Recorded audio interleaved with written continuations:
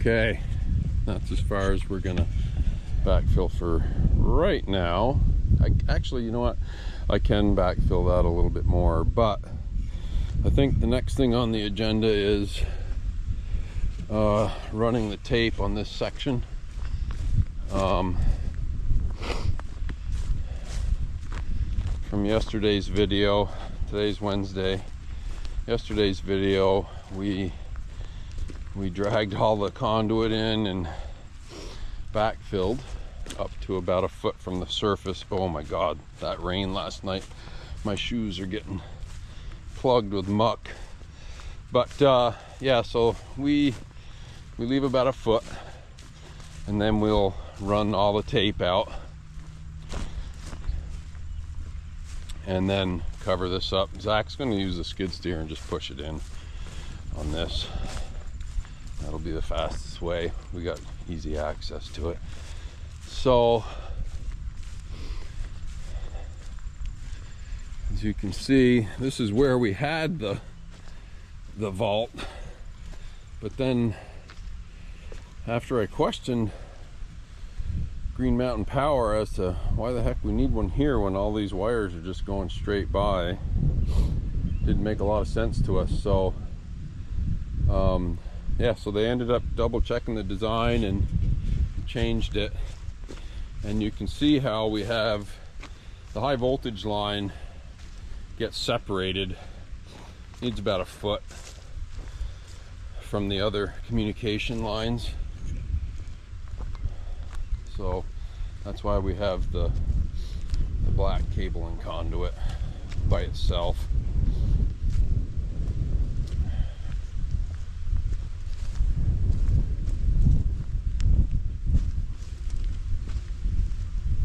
Boy, dragging these by hand through this section yesterday with that heat and humidity was, oh boy, I don't even like to think about it. It was brutal.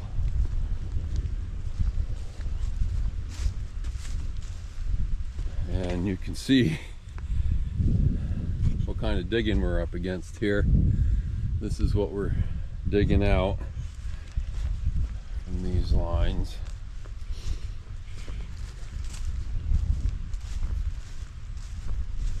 And so this cabinet or pedestal, the 7200 volt line goes in and then continues on, but it's also going to have, and it does have, a 7200 volt line that heads up to that transformer. It's not there yet, but that's going to feed that house with the silo and the barn that's behind those trees there. So okay, I'm going to grab the tape and start laying that in on, starting from that next pole heading north to the last termination cabinet.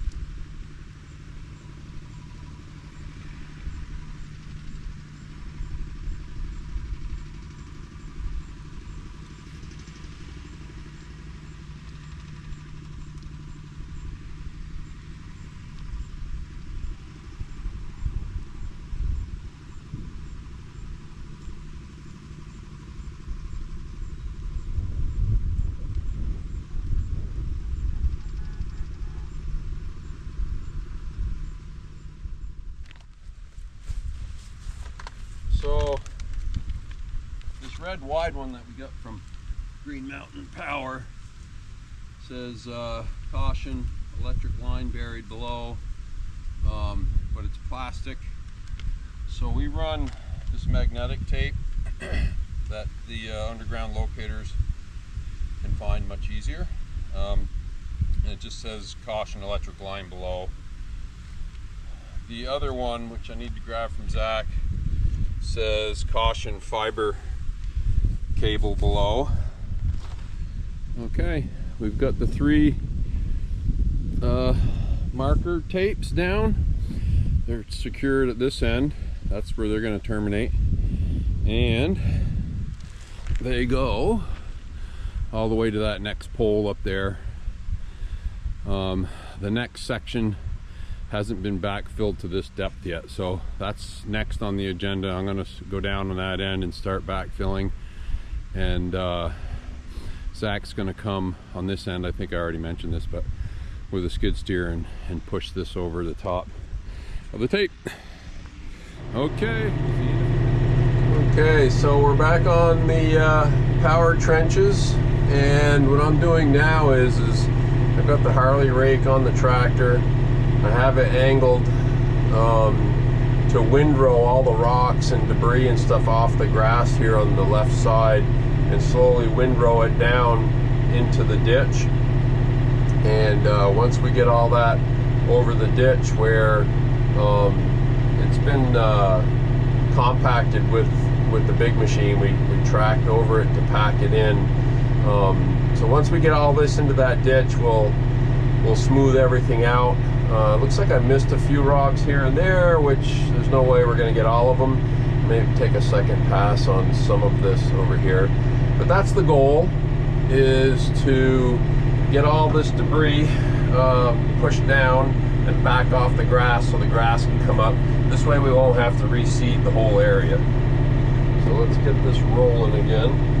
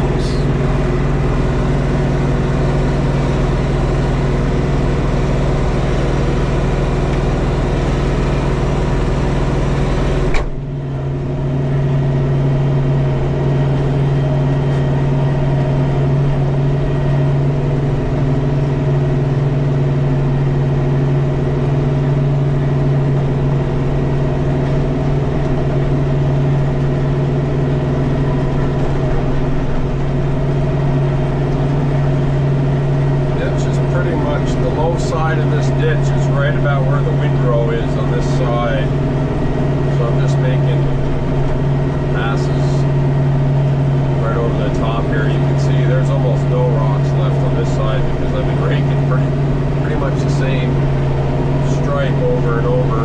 But that's what we want. We want to get it as clean as possible so it can just be mowed after and not have to seed it.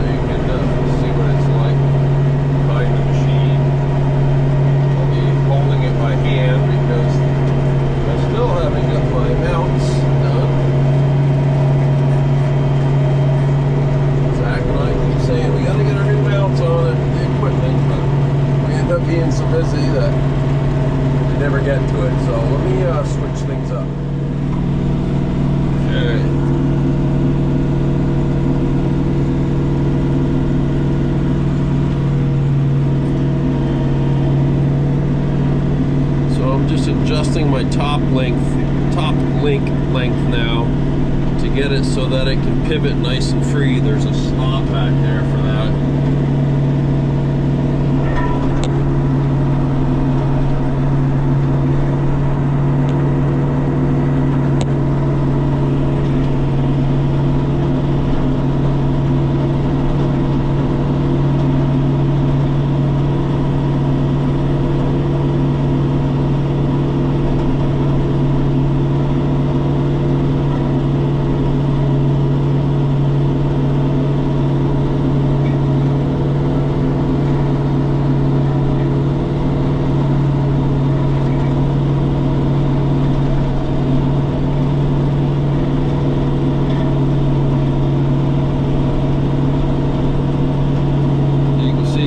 Kicking all the debris to the downhill side, the left side here.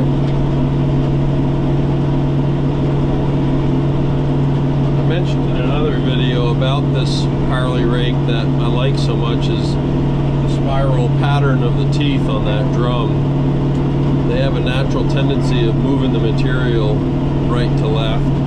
So doing this kind of work, this thing works fantastic. So not only is it angled to promote material movement to the left, but the teeth themselves actually promote movement to the left.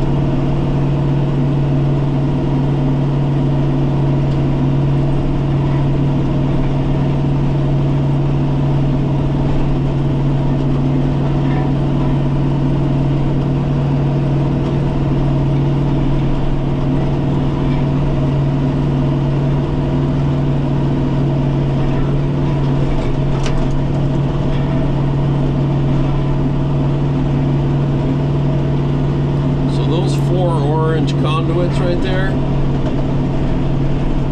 Okay, now I'm going to raise this up, spin it around one more pass on the downhill side.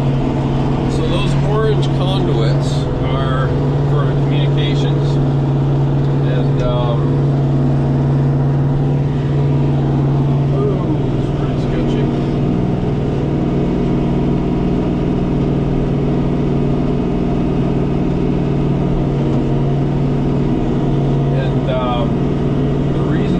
Coming up here and nothing else is because the power that's coming through here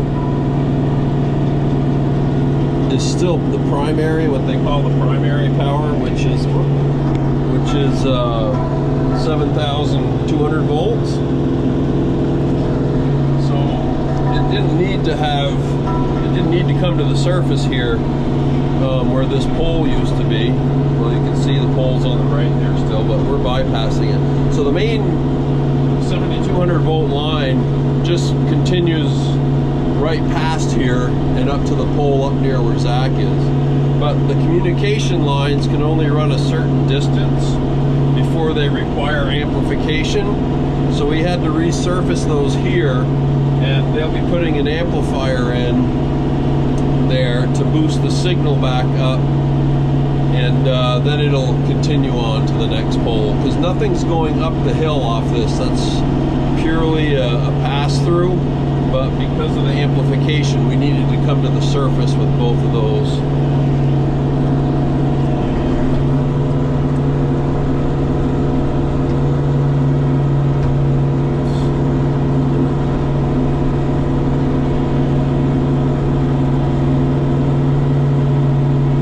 It's just kissing the grass, leaving the grass there, but almost like dethatching it. But I've got the teeth in there deep enough where if there's rocks, it pulls them out. I'm gonna have to make one more pass down here too, but it's difficult when trying to hold the camera by hand.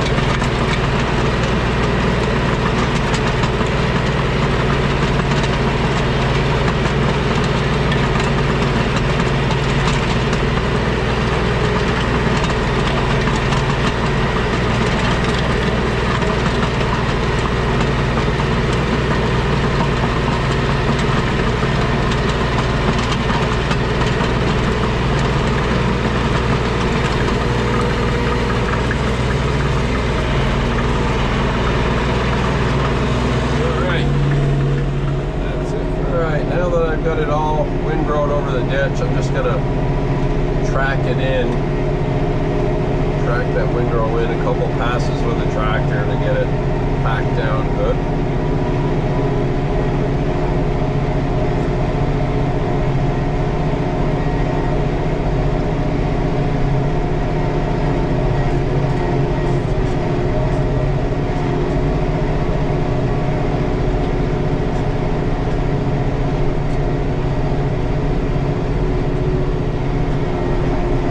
Once I have it all packed in, then I'll do one more pass over the top of it, and with the rake straight or perpendicular to the tractor, and I'll just barely touch the top of it just to take the high spots off.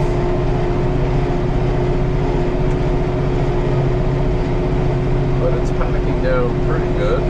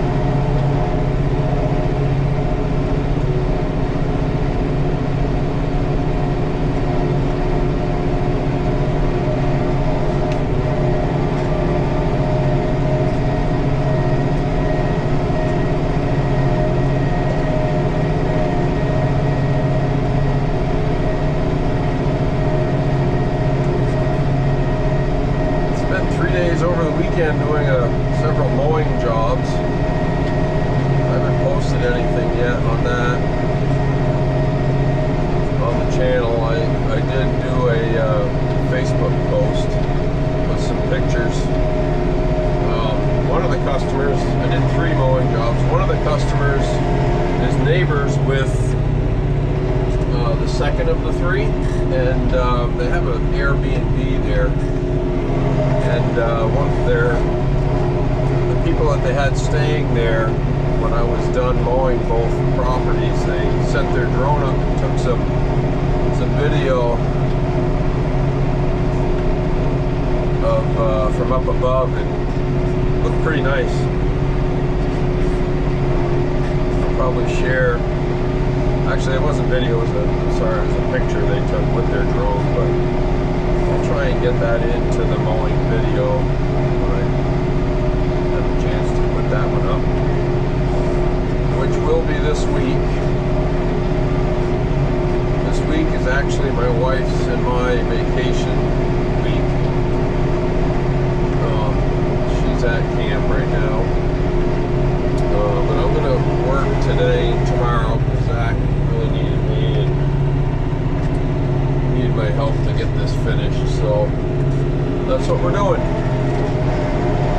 We're going to finish these 2 sections up.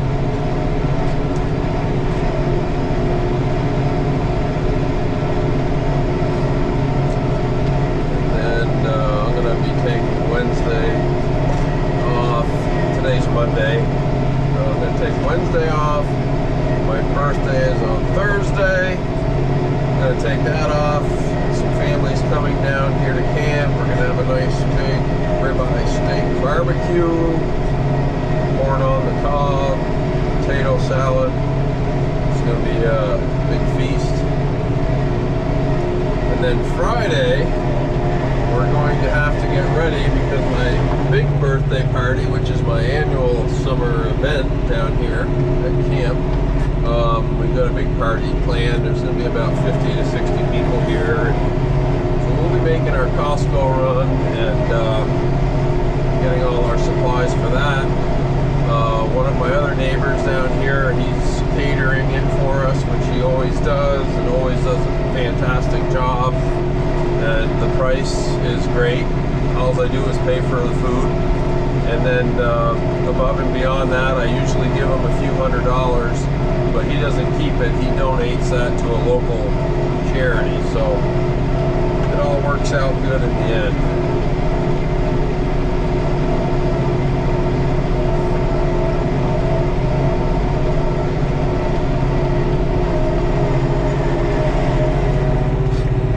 Okay, so one more kiss of a pass over this, and we're calling this done.